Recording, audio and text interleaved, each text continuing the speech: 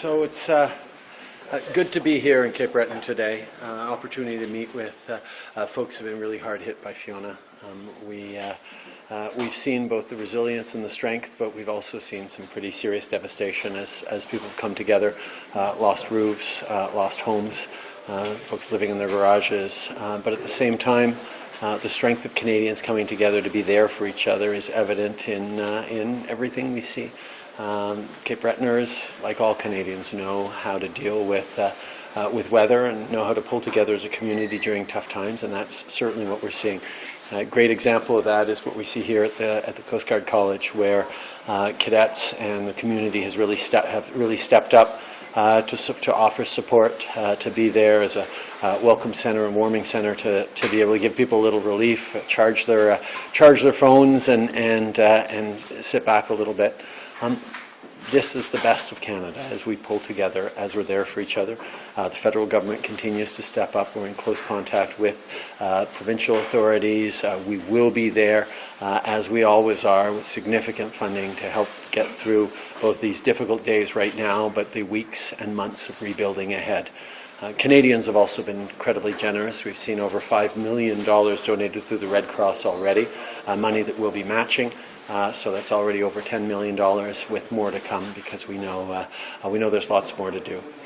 C'est un plaisir d'être ici au Cap-Breton aujourd'hui, l'opportunité de rencontrer des familles qui ont perdu énormément dans cette tempête, mais aussi de voir à quel point les gens sont là les uns pour les autres. On voit ce qui est de meilleur dans les Canadiens, comme on a vu dans différentes crises dans le passé. Les gens se rassemblent, ils sont là les uns pour les autres, comme on va toujours l'être. Le gouvernement fédéral est là pour appuyer les gens, pour travailler avec les provinces, pour s'assurer qu'ils ont les ressources pour pouvoir livrer sur le terrain. L'armée est ici. La garde côtière a ouvert ses portes pour être un centre de ressources pour les gens qui en ont besoin. Oui, on est en train de vivre des moments difficiles, mais on le vit ensemble, en étant là les uns pour les autres, et c'est ça qui compte. Michel Brideau, Radio-Canada, bonjour. Comment vous avez réagi quand vous avez vu l'état des lieux au Cap-Breton? Tout d'abord, on voyait ça venir. Il y a eu de très bonnes prédictions par rapport à l'intensité de l'ouragan. Mais même à ça, quand ça a frappé, on a été tous choqués de voir les images, de regarder ce qui se passe à la télé. Mais d'être là sur le terrain, c'est différent. De voir des gens qui ont perdu leur toit, de voir quelqu'un qui a eu sa maison frappée par un toit qui est venu pas de la maison à côté, qui a perdu son toit, mais à 3 coins de rue. On peut imaginer l'intensité, pas seulement de l'ouragan, mais de la peur et de l'anxiété que les gens ont vécu à ce moment-là, mais de pouvoir être là pour les rassurer que oui, on est là pour s'entraider, mais surtout on est là pour être là dans les semaines et les mois à venir, ça rassure énormément. Obviously, we knew it was going to be a big storm. We saw the images as it was hitting. But seeing it on the ground, meeting families who'd seen their houses, buffeted by winds, roofs ripped off, people who've seen structural damage that have them living in their garage.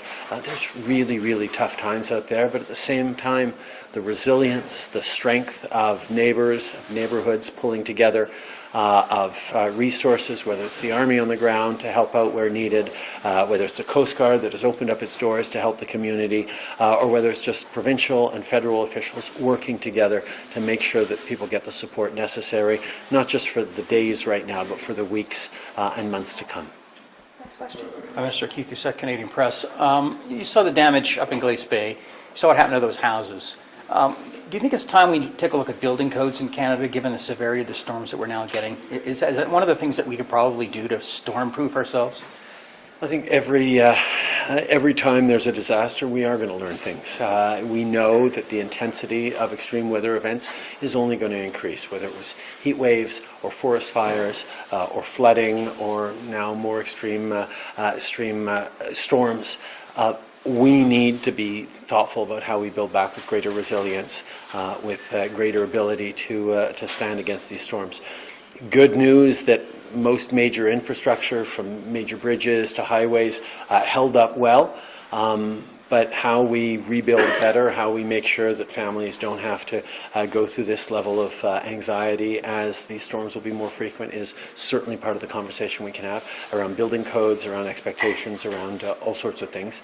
Those are lessons, though, for the coming weeks and months. Right now, we're just trying to be there for people as they get through these difficult days. Last question. Jeremy Fraser with the Cape Breton Post.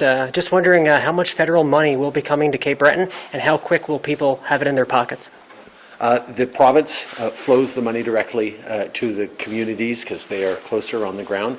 The federal government, I've told Premier Houston, I've told him this directly, we will be there to support.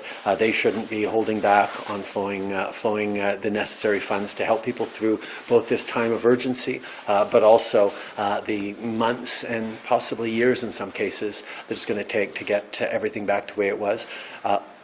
The federal government will absolutely be there as a present and generous partner for whatever is needed. Le gouvernement fédéral va être là pour appuyer la province, appuyer les besoins pour la reconstruction, pour nettoyer les dégâts. C'est la province qui détermine quoi exactement on donne et comment ils vont être là, mais le gouvernement fédéral est là pour être un partenaire. J'ai rassuré Tim, j'ai rassuré le Premier ministre Houston qu'on allait être là en tant que partenaire. On l'a déjà fait, on l'a fait en Colombie-Britannique après les inondations, on l'a fait pour les feux de forêt extrêmes qu'on a vus dans les prairies.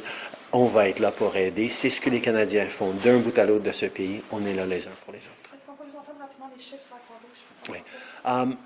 On est très chanceux. Dans des moments de difficulté, on voit ce qu'il y a de meilleur dans les Canadiens. Les gens ont été très, très généreux déjà. On parle de plus de 5 millions de dollars donnés par la Croix-Rouge pour l'aide aux communautés qui ont souffert dans Fiona. Et avec 5 millions de dons que le gouvernement fédéral va matcher, on parle de plus de 10 millions de dollars, puis on est juste à quelques jours de l'événement. Je sais que les Canadiens vont continuer d'être généreux. J'encourage tout le monde d'aller faire un don sur le site web de la Croix-Rouge. Merci beaucoup tout le monde. Merci tout le monde. Thank you everyone.